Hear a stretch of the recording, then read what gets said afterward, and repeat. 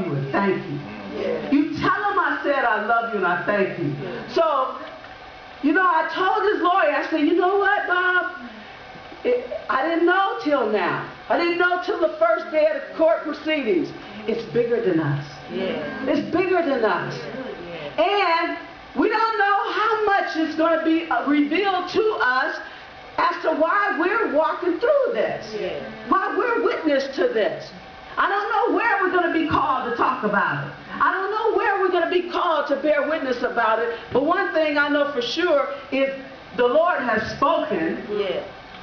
The time, the clock on the hours on the clock, just putting us in position to hear what He's saying. That's all this is about. I love you. I love you so much. You have no idea. Even there was times when Bishop changed service around just so I could get down there to visit my son on time. How much love is that?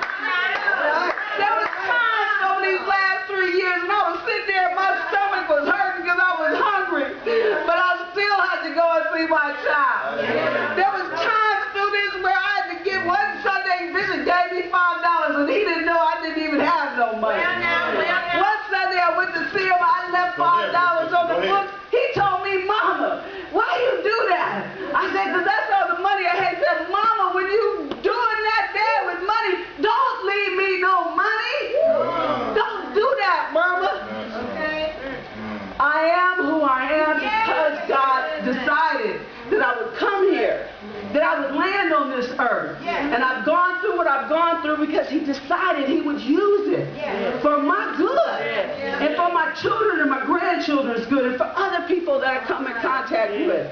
And God decided that in spite of how broken my heart is sometimes, that it ain't got nothing to do with me. I ain't running nothing but my mouth still. But I got enough sense today to say, when I open my eyes in the morning, thank you. I got enough sense to say, no matter what happens today, my God's on a horse with a sword between his teeth, and he got a whip. He beat that horse, and he running to tear down anything that's set up against me. Because Satan ain't gonna never design a weapon that will be able to prosper against me. I bear witness to that. Drugs was supposed to kill me.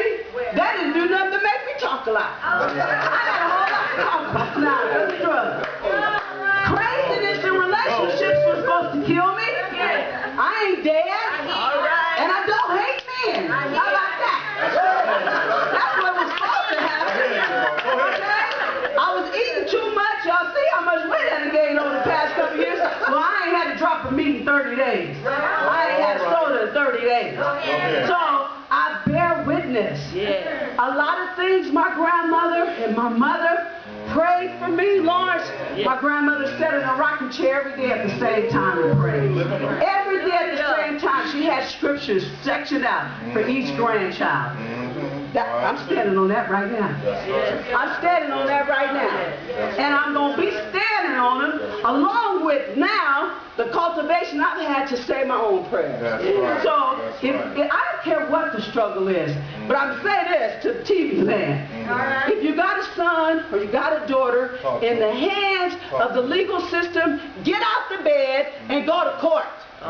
Go join the church. If you ain't got no church, go join the church and get somebody in that church to go to court with you.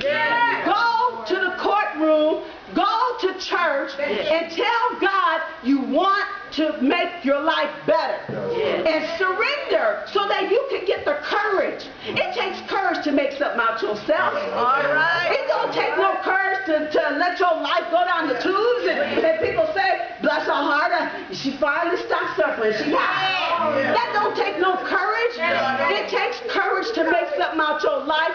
They want you to believe you ain't worth it, but that's the lie. You are worth it. Get up out the bed. If it ain't your son or your daughter, if it's your niece, if it's your nephew, if it's your cousin, go to those courtrooms. They are ruining our children. They are taking our young men. They are humiliating them. They are breaking their spirits. They are lying on them. And guess what? They keep doing it. They didn't stop taking our babies from us and selling them on the plantations because they just woke up one day and said that was a bad idea. They didn't wake up one day and say, you know, we've made enough money. We need to stop. Let the black people go. They didn't. No more than when Moses had to free the people. If he sent somebody for the Egyptians, he's sending somebody for us. And guess who the somebody is? It's us. If he thought enough about the Egyptians, he thinks enough about us. So don't let them lies fool you. Don't let your low self-esteem turn into self-hatred. I'm a witness. It happened to me. It'll get you. It will make you think you ain't nothing and you don't deserve nothing.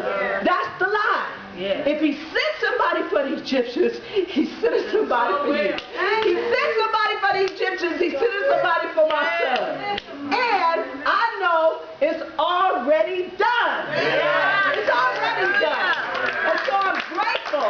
My grandmother, one of my mother-in-laws, y'all know I've been married a couple times, one of my mother-in-laws told me, baby, if you live your life in dedication to your children and doing what's right by your children, the Lord will bless you forever.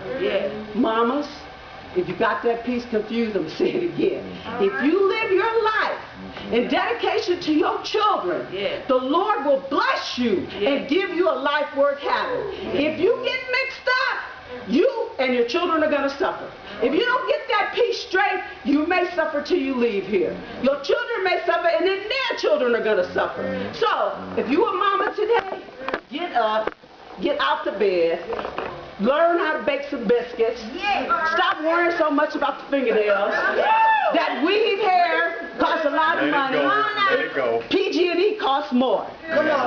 We got some things twisted. Not intentionally. We ain't crazy, we ain't bad. We got some things twisted. But guess what? We got enough time on the clock to untwist. We got enough time to get our own acts together. We got enough time to tell our children what's right, baby. Education or incarceration. Pick one, because that's all that's out there. Education or incarceration. Those are the options that are set up for our children. So, get up out the bed. Take a bath, put some clothes on, get them kids up and take them to church. They knocked on my door, told my mama, we coming to get these kids tomorrow for church. My whole neighborhood, I grew up in the Fillmore district in San Francisco, California. Somebody knocked on the door every week and said, we coming to get them children. On Saturdays, they knocked on the doors. Everybody was in church. We ain't in church and we burying our children. So it ain't rocket science. It's not rocket science and it ain't a trick. It works to get your children together. It works to get yourself together so you can take care of your children. If you don't take care of your children, they are not going to make it. If our children don't make it, they're going to say, yeah, it used to be some black people, but they died off about 25 years ago. I think they got one left over in Maryland somewhere. He on tour. You can see him when they come through. They did it to the Native Americans. It ain't a secret. It ain't. No, I don't care how they tell you about it in school. It's possible. It's possible. But with the Lord on our side, with the Lord on our side, we have wonders to see. We have miracles to witness. And we have children to save. So I love y'all, Pastor. I can't tell you enough. You're all right. I can't tell you. I can't tell you. I can't tell you. He's sick.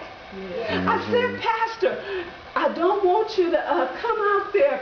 Sister Thomas, you know I can't not come. You know I can't not come. I was so happy I didn't see Mother. I didn't know what to do. I was praying. As I woke up that morning, that rain was so bad I couldn't see in front of myself. I said, Lord, I can't let them come out here in all this rain like that. When they showed up and you wasn't with them, I said, well, you know what? She at home praying.